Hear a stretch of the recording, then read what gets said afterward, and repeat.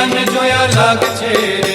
હે ધર્મ કુંવર હરિ કૃષ્ણની રે મૂર્તિ મારે મન માની જીવન જોયા લાગ છે. જીવન જોયા લાગ છે રે. જોયા લાગ છે રે જીવન જોયા લાગ છે. જીવન જોયા લાગ છે રે.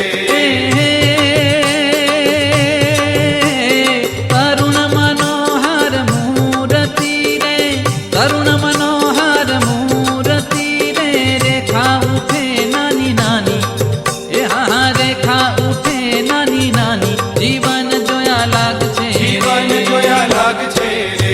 હે ધર્મ કુંવર હરિ કૃષ્ણની રે મૂર્તિ મારે મન માની જીવન જોયા લાગ છે. જીવન જોયા લાગ છે રે. જોયા લાગ છે રે જીવન જોયા લાગ છે રે.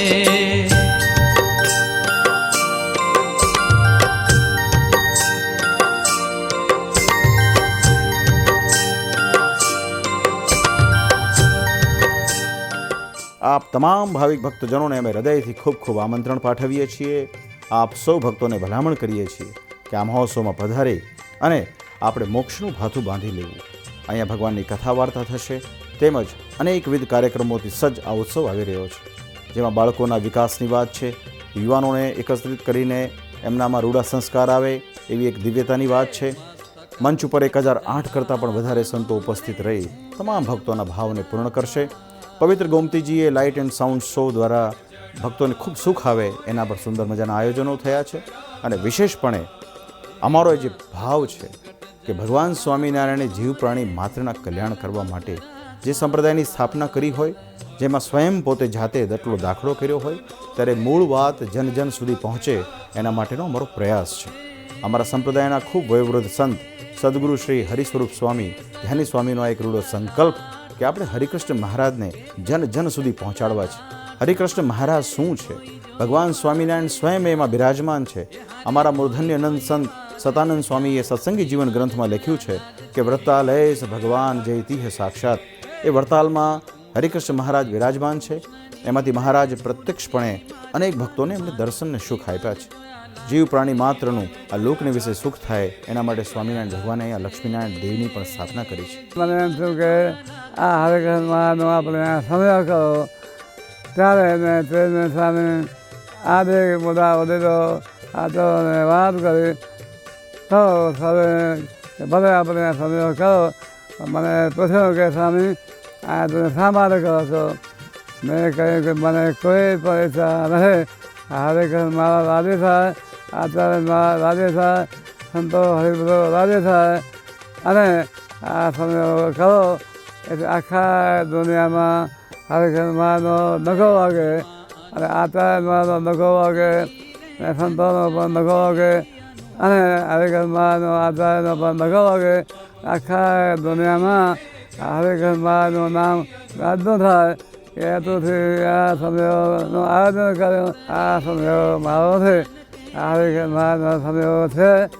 તો તમે બધા આ સંતો આવજો અને આચાર્ય મહારાજ આવજો અને આ હરિભક્તોને આ ફેમિલી સહિત આ બધા જોને આ સમય આપણે ખૂબ જ ધામધૂમથી કરો છે. તમે ખૂબ અપરાધો અને આ સમય આખો આ દુનિયામાં નખો વાગે. હરિકૃષ્ણ મહારાજનું આખા દુનિયામાં નામ ગાજનું થાય એ તો આ સમય કરે છે. સદાનંદ મહારાજની જય. આ મહોત્સવમાં અનેકવિધ કાર્યક્રમો છે, જેવા કે સ્ત્રીઓના ઉત્થાન માટે મહિલા મંચ, બાળકોના આર્થિક શારીરિક અને માનસિક વિકાસ માટે બાલ મંચ, યુવાનોના વિકાસ માટે યુવા મંચ, એ સિવાય સમાજના ઉત્થાન માટે સામાજિક કાર્યક્રમો પણ ઘણા બધા રાખેલા છે. તો ઉત્સવ ખૂબ ભવ્ય અને દિવ્ય રીતે ઉજવવામાં આવશે. સામાજિક ક્ષેત્રે અને આર્થિક ક્ષેત્રે અને ધાર્મિક ક્ષેત્રે સ્વામિનારાયણ ભગવાને જે ઉત્કર્ષ કરવા માટેના જે પગલાં 200 વર્ષ પહેલાં જે કર્યા હતા એના ઉદ્ઘોષ માટે આ મહોત્સવનું આયોજન કરવામાં આવ્યું છે.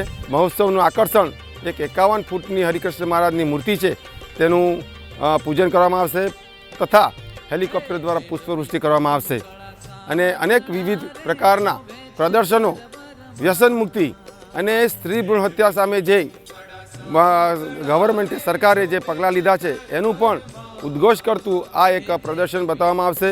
આ હરિકૃષ્ણ મહારાજ મહોત્સવની અંદર લગભગ વિદેશમાંથી ખાસ કરીને વિશેષ કરીને અમેરિકામાંથી લગભગ 300+ હરિભક્ત, એની અંદર 100+ યુથ આવવાનું છે.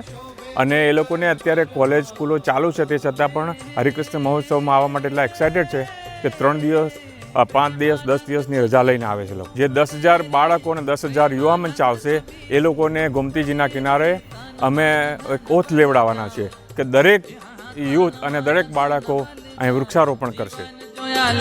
જીવન જોયા લાગશે રે. કર્મ કુંવર હરિ કૃષ્ણની રે મૂર્તિ મારે મન માની જીવન જોયા લાગશે. જીવન જોયા લાગશે રે. તરુણ